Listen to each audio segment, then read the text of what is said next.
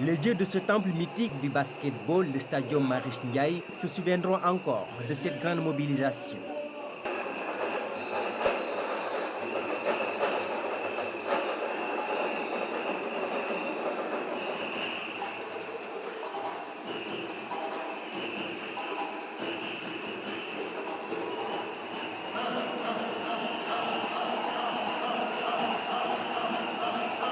Combien était-il dans ce stadium?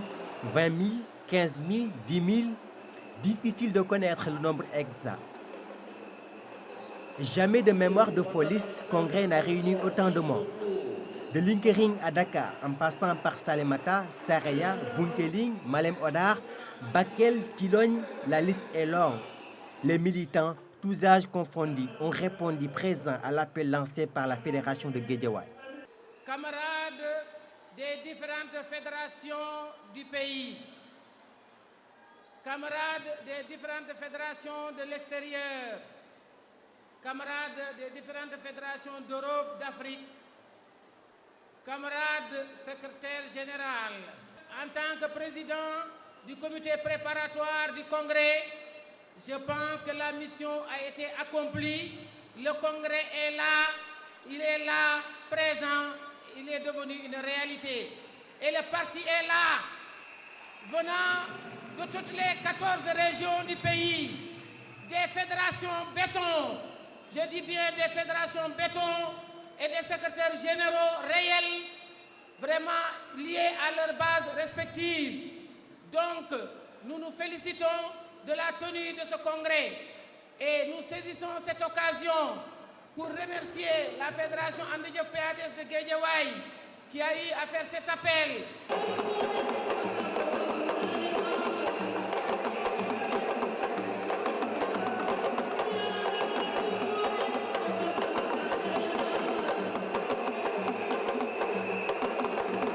Du rythme et de l'ambiance ont ainsi marqué la cérémonie de l'ouverture officielle de ce congrès extraordinaire. Le moins que l'on puisse dire, le temple du basketball, le Stadium Marius Ndiaye, s'est transformé en cet après-midi du samedi 13 juin 2009, date historique dans la vie politique de ce parti, en une véritable arène politique. maa ngi leen di gërëm di leen sargal ci dëkk bi leen dikk fii maa ngi leen di massawu coono yi xam naa ne yàgg ngeen fii ba ñu jullee tisbaar ba tey yéen a ngi fi te julli gee jot na kon nag yàgg ngeen léegi dama bëggoon ñu déglu tuuti nag dama bëggoon ñu déglu tuuti nag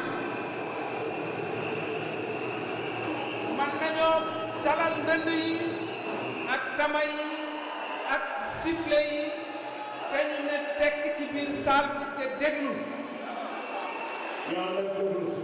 dama bëgg ñu ànd ak déglu ndax li ñu war a wax dafa am maanaa torop li nga xam ne moo ma yëkkati dama bëgg ku fi jóge xam ne daje mii ànd jëf moo fi daje li ma ko bëgg a wane mooy dafa am ñoo xam ne dañoo ñëw jiite ay délégation dama bëgg kenn ku nekk bu ma la tuddee ma may la benn minute nga ñëw ci micro bi wax yow yaay kan ci ànd jëf nga xam ne du doon lu ñuy gént wala lu ñuy fent wala lu ñuy xalaat di ko wax. Unité, intégrité et renaissance ont été les maîtres mots des secrétaires généraux des 42 fédérations départementales de AJ/PADS favorables à Mamadou Diop Decroix. Nous appelons à la ratification à un congrès pour qu'ensemble nous puissions relever les défis. Congrès bi mooy congrès de la démocratie lu tax ma wax ko ndax bu amee blocage au niveau de la direction bu fekkee am na incompétence bu fekkee waxtaan mënul am bu fekkee débat mënul am sentinelle yi militants yi fédération yi ñoo jóg takku laaj débat. parti bi choisir parti bi wane na fi dëgg gi nekk 37 fédération bu ñu jotee woote yeneen fédération yi dañ ci doon topp rek ñoo ngi leen di xaar nañu ñëw lii wane na daal ni war nañoo mën a jàngal nit ñi nu ñuy gàddoo jàpp ba genn ba du laal suuf. ma ne L'intérêt du parti, c'est Mamadou Diop Decroix. L'intérêt du parti, l'intérêt du Sénégal, c'est Mamadou Diop Decroix. Il est désintéressé. Alors, on va dire. Sénégal, on va dire. Jusqu'à nos jours, je ne sais pas battre pour que Andi Diop soit un parti, vraiment un grand parti au Sénégal. Nous sommes derrière Sékou Touré, à qui je surnomme le lion du Pakao. Sékou Touré est le lion du Pakao et nous sommes derrière Sékou Touré, nous sommes derrière Decroix.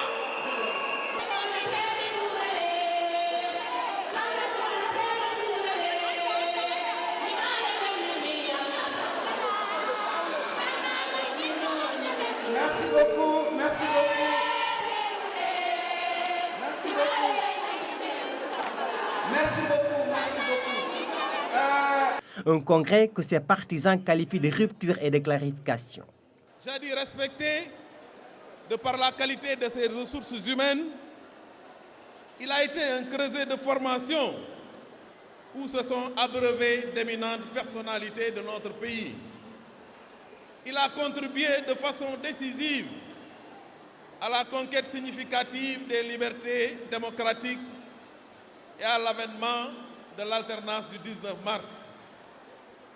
Mais hélas, il faut le dire, hélas, les fleurs se sont fanées, la sève nourricière a commencé à se tarir, emportant avec elle les espoirs de milliers de Sénégalais qui ont tant donné à notre parti. Mais fort heureusement, les racines, plongées au plus profond de nous-mêmes, ont su résister pour enfin faire rejaillir les fleurs de la renaissance et de l'espoir.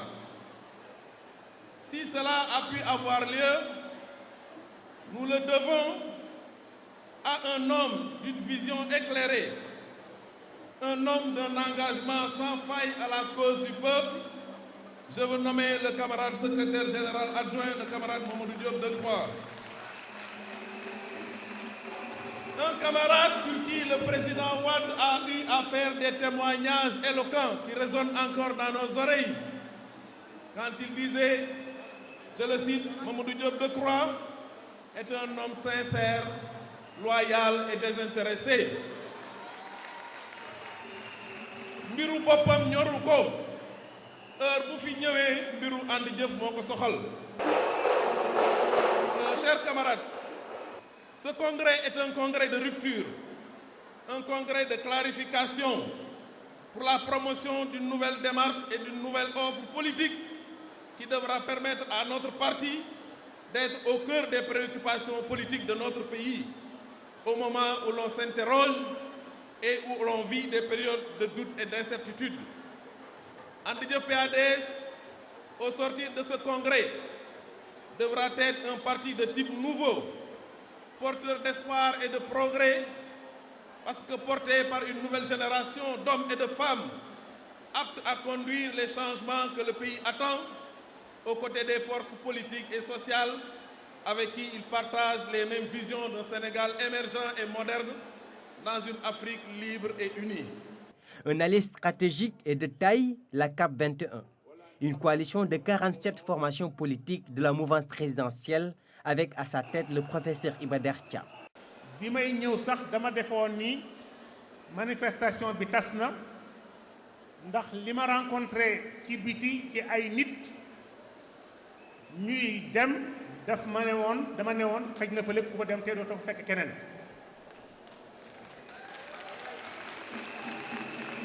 moo tax lii ma fi gis tey mu ngi may rappeler bés bi nga xamee ne président Abdoulaye Wade ñëwoon na fii doon fi def manifestation bu ni mel ak partem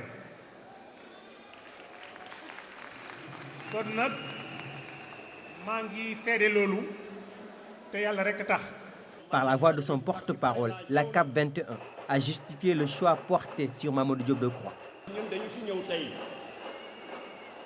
waaye bu ma jaboonee duñu fi ay gan parce que nous sommes chez nous.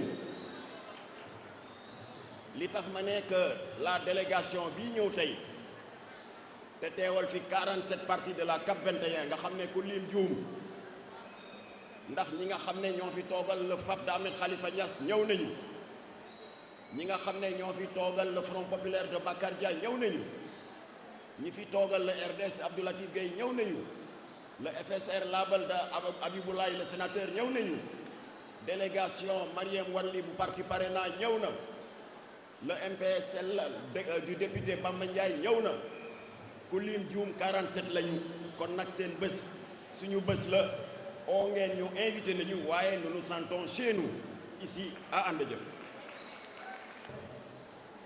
Au lendemain de l'alternance en septembre 2001 bokk nañu ci parti yi nga xam ne ginnaaw bi ñu ngembee Abdoulaye Wade dans le cadre de la CA 2000 ba Abdoulaye Wade toog fii mu toog tey en septembre 2001 And Jëf bokk na ci parti yi jël initiative ngir ñu créer benn force d'accompagnement